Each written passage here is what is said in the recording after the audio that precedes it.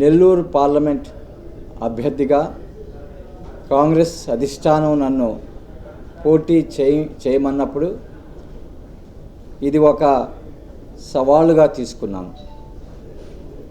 ఎందుకంటే నాకు తెలుసు నా ప్రత్యర్థులు బాగా ధనవంతులు. నేను రిటైర్ అయిన తర్వాత కేవలం పెన్షన్తో జీవించే సామాన్యమైన వ్యక్తిని. నా ప్రత్యర్థులకి రాజకీయ బలం ఉంది. గత 10 సంవత్సరాలుగా వారి పార్టీసు అధికారంలో ఉన్నాయి. మరి క్షేత్రస్థాయిలో కూడాను వారి పార్టీ ఒక విధంగా చెప్పాలంటే బలంగానే ఉన్నాయి. మరి గత 2 ఎలక్షన్స్లో ఆంధ్రప్రదేశ్ ప్రజలు కాంగ్రెస్ పార్టీని శిక్షించారు. విభజన నేరమంతా కాంగ్రెస్ పార్టీ మీద మోపటం జరిగింది. కాంగ్రెస్ పార్టీలో ఉన్న నాయకులు ఎంతోమంది పార్టీని విడిచి వేరే పార్టీకి వెళ్ళిపోయిన ఈ తరుణంలో నెల్లూరు పార్లమెంటే కాదు, ఆంధ్రప్రదేశ్లో ఏ పార్లమెంట్ కాన్స్టిట్యున్సీ నుంచి అయినా అభ్యర్థిగా నిలబడటం అంటే ఒక ఛాలెంజ్. అయితే నెల్లూరు పార్లమెంట్కి ఇంకా ఎక్కువ ఛాలెంజెస్ ఉన్నాయి. ఎందుకంటే ఇది జనరల్ కాన్స్టిట్యున్సీ. ప్రత్యర్థులు ఇందాక నేను మనవి చేసినట్టుగా ధనవంతులు. మరి ఈ పరిస్థితుల్లో మీరు అసలు బరిలోకి ఎందుకు దిగారు అనే ప్రశ్న పదే పదే మొదటి రోజు నుంచి ఈ రోజు వరకు నా ముందు వస్తూ ఉంది. దానికి 2 విషయాలు మనం చేయాలనుకుంటున్నాను. ఒకటి, రాజకీయాల్లో ధన ప్రభావం అనేది దేశానికి, దేశ డెమోక్రసీకి, ప్రజాస్వామ్యానికి మంచిది కాదన్న విషయం మీ అందరూ కూడా తెలుసు.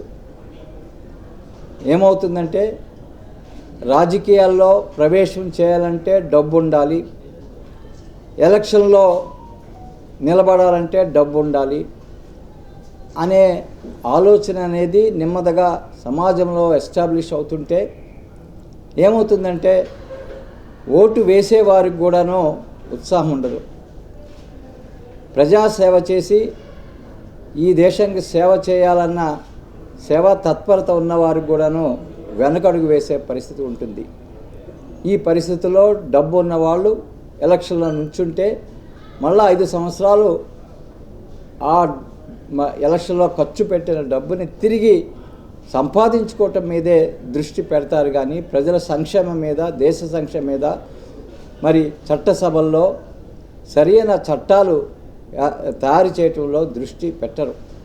ఇది ప్రజాస్వామ్యానికి చాలా నష్టమైనటువంటి విషయం. ఈ తరుణంలో 2 విషయాలు నేను ప్రజల ముందు ఎస్టాబ్లిష్ చేయాలనుకుంటున్నాను. అదేమిటంటే, ఈ రాజకీయాల్లో డబ్బులు ప్రవేశించిన తర్వాత, ఎలక్షన్లో డబ్బులు ప్రవేశించిన తర్వాత అపవాదంతా కూడాను ధనవంతుల మీద లేదు.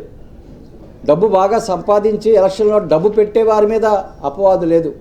కానీ పేద ఓటర్ని చాలా చులకనగా, మరి వారి ఓటు హక్కుని అమ్ముకుంటున్నారు అనే భావన ప్రజల్లో ఈనాడు బాగా చొచ్చుకొని ఉన్నది.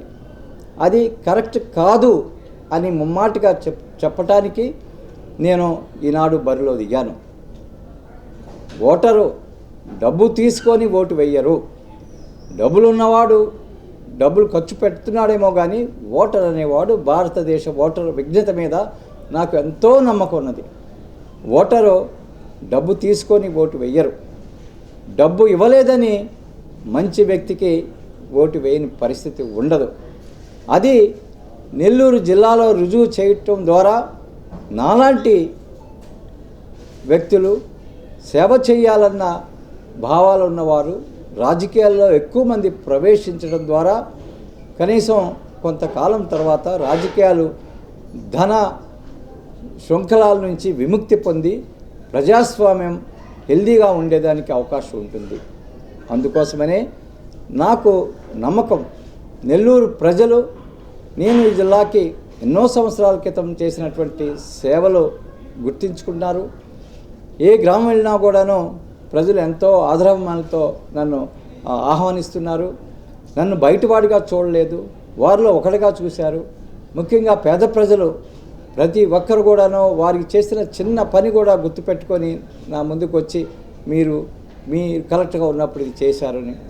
అంతేకాదు చాలామంది నేను జిల్లా వదిలి వెళ్ళిన తర్వాత నేను రాష్ట్ర స్థాయిలో చేసినటువంటి కార్యక్రమాలు, ఏ విధంగా రాష్ట్ర స్థాయిలో పేద ప్రజల అభ్యున్నతికి అంకిత భావంతో పనిచేశాను, కేంద్ర స్థాయిలో ఏ విధంగా పనిచేశాను అని కూడా చాలామంది మరి తెలుసుకొని నా దగ్గరికి వచ్చి వారి యొక్క సపోర్ట్ని నాకు ఎక్స్టెండ్ చేయటం నాకు ఎంతో సంతోషం ఇచ్చింది. నిజంగా నా గుండెల్ని ఎంతో ఆనందంతో నింపింది. వారు ఓటు వేయచ్చు, ఓటు వేయకపోవచ్చు. ఓటు వేసేది అంటే ఓటింగ్ బిహేవియర్ అనేది చాలా అంశాల మీద ఆధారపడుతుంది. కాబట్టి వారు ఓటు వేస్తారా లేదా అనే విషయంలోకి నేను వెళ్ళను. వారు చూపినటువంటి ఆదరాభిమానాలకి వారందరికీ మీ మాధ్యమం ద్వారా నా యొక్క ధన్యవాదాలు తెలియజేసుకుంటున్నాను. మరి ఈనాడు దేశంలో వస్తున్నటువంటి మార్పుని ప్రజలందరూ కూడాను గమనించవలసిన అవసరం ఉంది. మొదటి 3 దశల్లో కాంగ్రెస్ పార్టీ విజయ సంకేతాలు చాలా స్పష్టంగా కనిపిస్తున్నాయి. వచ్చే 4 దశల్లో కూడాను కాంగ్రెస్ పార్టీకి విజయం చేకూరనున్నది. నాకు చాలా నమ్మకం ఉంది. సేవా తత్పరత ఉన్న మానవత ఉన్నటువంటి రాహుల్ గాంధీ గారు 100 రోజుల్లోనే ఈ రోజు నుంచి 100 రోజుల్లోనే ఎర్ర జెండా పైన జాతీయ పతాకాన్ని ప్రధానమంత్రిగా వేసే దృశ్యం త్వరలో 100 రోజుల్లోనే ప్రజలు చూడబోతున్నారనే నమ్మకం నాకు పూర్తిగా ఉన్నది. అంటే దేశంలో మార్పు వస్తుంది. ప్రజలు మార్పు కావాలని కోరుకుంటున్నారు. దేశ ప్రజలు ఎందుకు మార్పు కావాలని కోరుకుంటున్నారు, దేశ ప్రజలు ఎందుకు కాంగ్రెస్ పార్టీ వైపు చూస్తున్నారు, అదేవిధంగా రాష్ట్ర ప్రజలు కూడాను మార్పు కావాలని కోరుకుంటున్నారు. మరి రాష్ట్ర ప్రజలు కూడాను మార్పు కావాలని ఎందుకు కోరుకుంటున్నారు అనే విషయాలు ఒక 4 నిమిషాలు మీతో మాట్లాడి మీ వద్ద సెలవు తీసుకుంటాను. దేశ ప్రజలు కేంద్ర స్థాయిలో మార్పు కావాలని ఎందుకు కోరుకుంటున్నారంటే గత 10 సంవత్సరాలుగా వారికి స్పష్టంగా ఆధారాలతో అర్థమైంది. ఈ దేశాన్ని పాలించినటువంటి బీజేపీ, ఆర్ఎస్ఎస్ ఏ విధంగా దేశ సంపదని కేవలం 22 బిలియనీర్స్ చేతిలో పెట్టడానికి అనేక పాలసీలు మార్పు చేశారు, అనేక విధానాలు తీసుకొచ్చారు. తద్వారా ఈ దేశ సంపదలో ఎక్కువ భాగం ఈ దేశంలో ఉన్నటువంటి 22 బిలియనీర్ల చేతిలో పెట్టడం జరిగింది. వాళ్ళలో ఇద్దరు అదానీ, అంబానీలు అని మీకు తెలుసు.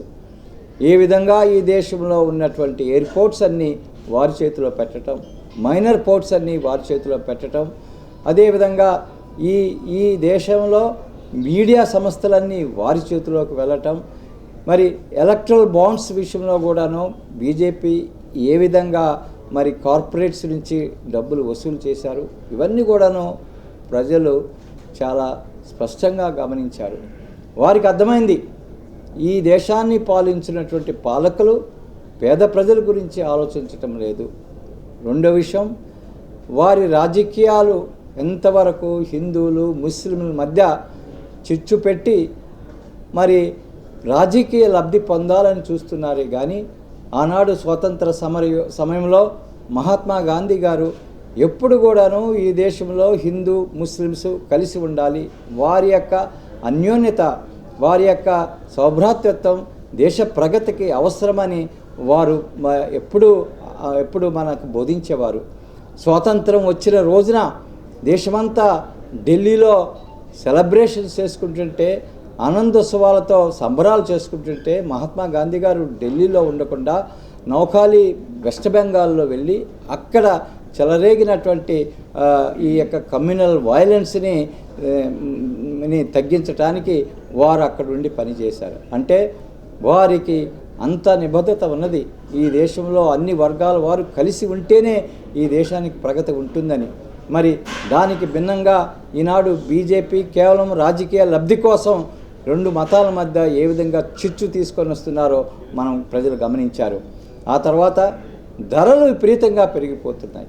గత 10 సంవత్సరాలుగా ఈ దేశంలో పేద ప్రజలు, మిడిల్ క్లాస్ పీపుల్ మరి పెరుగుతున్న ధరలకి ఎంతో కష్టాలు పడుతున్నారు.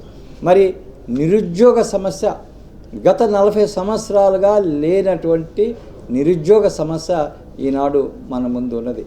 డిగ్రీలు చదువుకున్న వారు, బీటెక్ ఎంటెక్ చదువుకున్న విద్యార్థులు స్విగ్గీ, జొమాటో కంపెనీల్లో గిగ్ వర్కర్స్గా పనిచేస్తున్నారు.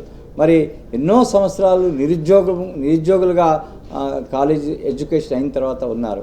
మరి ఎందుకు ఇలా జరుగుతుంది? ఎందుకంటే కేంద్ర స్థాయిలో ఉన్నటువంటి ప్రభుత్వ ఉద్యోగాలు భర్తీ చేయటం లేదు. ప్రభుత్వ సంస్థలు, పబ్లిక్ సెక్టర్ అండర్టేకింగ్స్ అన్నీ కూడాను ప్రైవేటైజేషన్ జరుగుతుంది. ఇవన్నీ కూడాను ప్రజలు గమనిస్తూ ఉన్నారు.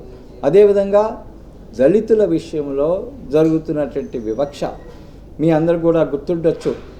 ఈ ప్రభుత్వం అధికారంలోకి వచ్చిన వెంటనే ప్రివెన్షన్ ఆఫ్ అట్రాసిటీస్ యాక్ట్ని అమెండ్మెంట్ చేస్తూ ఒక ఆర్డినెన్స్ తీసుకొని వచ్చారు. దాని మీద మొత్తం 2018లో ఏప్రిల్ 2వ తారీఖున మొత్తం దేశంలో ఉన్నటువంటి దళితులందరూ కూడాను రోడ్డు మీదకు వచ్చి ఆందోళన చేసి ఆ యొక్క ఆర్డినెన్స్ మళ్ళా తిరిగి వాపస్ చేసుకునేంత వరకు వారు విశ్రమించలేదు. మరి దళితులకి కూడా అర్థమవుతుంది, దళిత సంక్షేమాన్ని ఈ ప్రభుత్వం విస్మరిస్తుంది. ఆదివాసీలకు వస్తే ఆదివాసీల కోసం భారత ప్రభుత్వం తీసుకొచ్చినటువంటి ఫారెస్ట్ రైట్స్ యాక్ట్, అది కాంగ్రెస్ ప్రభుత్వంలో వచ్చినటువంటి ఫారెస్ట్ రైట్స్ యాక్ట్ని ఈ ప్రభుత్వం ఏ విధంగా నిర్వీర్యం చేసి కార్పొరేట్ కంపెనీస్కి అడవులు హ్యాండ్ ఓవర్ చేసి ఆదివాసీల యొక్క రైట్స్ని పూర్తిగా హరించిన విషయం దేశ ప్రజలు గమనించి ఒక నిర్ణయానికి వచ్చారు. ఈ దేశాన్ని పాలించేటువంటి అధికారం ఈ పేద ప్రజలకి మరి న్యాయం చేసేటువంటి పరిస్థితులు బీజేపీ హయాంలో ఉండదు అని నిర్ణయించి కాంగ్రెస్ పార్టీకి మద్దతుగా ఈనాడు ఓటు వేస్తున్నారు. మరి తప్పకుండా కాంగ్రెస్ అధికారంలోకి వచ్చే అవకాశం ఉంది. మరి రెండో విషయం, ఆంధ్రప్రదేశ్ ప్రజలకు వస్తే ఆంధ్రప్రదేశ్ ప్రజలు కూడాను 2 ఎలక్షన్స్లో కాంగ్రెస్ పార్టీకి చాలా పెద్ద శిక్ష వేశారు. కొన్ని కాన్స్టిట్యున్సీస్లో 100 కంటే తక్కువ ఓట్లు మా అభ్యర్థులు మా అభ్యర్థులకు వచ్చాయి. అది ఎందుకు వచ్చిందంటే ఈ విభజనకు సంబంధించినటువంటి నేరం అంతా కూడాను కేవలం కాంగ్రెస్ పార్టీ మీద మోయటం మూలంగా వారికి ఇప్పుడు తెలుసుకున్నారు, రాష్ట్ర ప్రజలు ఇప్పుడు తెలుసుకున్నారు. ఈ విభజనకు సంబంధించినటువంటి ఆమోద లెటరు టీడీపీ ఇచ్చారు, వైసీపీ ఇచ్చారు. విభజన అయిన తర్వాత రాష్ట్ర అభివృద్ధికి, రాష్ట్ర ప్రజల అభివృద్ధికి చేయవలసినటువంటి హామీల విషయంలో ఈ 2 పార్టీలు టీడీపీ కానీ వైసీపీ కానీ ఏ మాత్రం మరి శ్రమ చేసి ఎటువంటి అంశాలు ఉండాలనే విషయం మీద ఏమాత్రం వారి దృష్టిని మరి పారించలేదు. అంతేకాదు విభజన అయిపోయిన తర్వాత విభజన హామీలు అమలు చేయడంలో కూడాను పూర్తిగా గత 10 సంవత్సరాల్లో విఫలమయ్యారు. కానీ కాంగ్రెస్ పార్టీ ఈ విషయాన్ని పదే ప్రజల ముందుకు తీసుకెళ్తుంది. రాహుల్ గాంధీ గారు కేంద్రంలో కాంగ్రెస్ ప్రభుత్వం వచ్చిన తర్వాత మొదటి సంతకం రాష్ట్రానికి మరి ప్రత్యేక హోదా కాబోతుందని వారు చెప్పారు. ఈనాడు కాంగ్రెస్ పార్టీ ప్రభుత్వంలోకి వస్తే రాష్ట్రానికి ప్రత్యేక హోదా వస్తుంది. పోలవరం ప్రాజెక్టు కంప్లీట్ అవుతుంది. మరి ఉత్తరాంధ్ర మరియు రాయలసీమ స్పెషల్ ప్యాకేజ్ ద్వారా 2 ప్రాంతాలు అభివృద్ధి చెందుతాయి. చెన్నై మరి వైజాగ్ ఇండస్ట్రియల్ కారిడోర్స్ డెవలప్ కావటం ద్వారా మంచి ఉద్యోగ అవకాశాలు పెరుగుతాయి. అమరావతి క్యాపిటల్ డెవలప్ అవుతుంది అనే నమ్మకం ప్రజల్లో వచ్చింది. అదేవిధంగా నెల్లూరు జిల్లాలో ఉన్నటువంటి దుగ్గరాజుపట్నం ఒక పోర్టుగా డెవలప్ అయ్యే హామీని ఇంతవరకు అమలు చేయలేదు. ఇవన్నీ అలానే కడపలో స్టీల్ ప్లాంట్, అది కూడాను హామీగానే మిగిలిపోయింది. ఇవన్నీ కూడాను కాంగ్రెస్ హయాంలో తప్పకుండా అమలు అవుతాయనే నమ్మకం ప్రజల్లో ఉంది. కాబట్టి మరి ఒకప్పుడు పూర్తిగా దూరం చేసినటువంటి కాంగ్రెస్ పార్టీని ఈనాడు ఆంధ్రప్రదేశ్ ప్రజలు కాంగ్రెస్ పార్టీని ఆదరిస్తున్నారు. అదేవిధంగా నెల్లూరు ప్రజలు కూడాను అదే భావజాలంతో కాంగ్రెస్ పార్టీని ఆదరిస్తున్నారని నేను నమ్ముతున్నాను.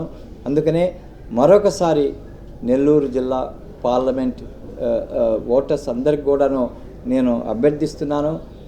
మీరు ఓటింగ్ బూత్కి వెళ్ళినప్పుడు పార్లమెంట్ బ్యాలెట్ యూనిట్లో మొదటి సంఖ్యలో ఉన్నటువంటి హస్తం గుర్తుకి మీరు ఓటు వేసి మీ పార్లమెంట్ అభ్యర్థి కొప్పుల రాజాని నన్ను గెలిపించమని, అదేవిధంగా నెల్లూరు అర్బన్ మా వామపక్ష అభ్యర్థి మూలం రమేష్ గారికి ఓటు వేసి వారిని గెలిపించమని, అలానే మిగతా అసెంబ్లీ కాన్స్టిట్యున్సీస్లో మా కాంగ్రెస్ క్యాండిడేట్స్ని హస్తం గుర్తుపైన ఓటు వేసి గెలిపించమని మనవి చేస్తూ, మీ అందరికీ మీరు నా ఎడల చూపించినటువంటి ఆదరాభిమానాలకి ప్రేమకి మరొకసారి నా ధన్యవాదాలు తెలియజేస్తూ సెలవు తీసుకున్నాను. జై హింద్. ఈ వీడియో కనుక మీకు నచ్చినట్లయితే లైక్ చేయండి, షేర్ చేయండి, కామెంట్ చేయండి మరియు సబ్స్క్రైబ్ చేయండి. చూస్తూనే ఉండండి లిమ్రా టీవీ.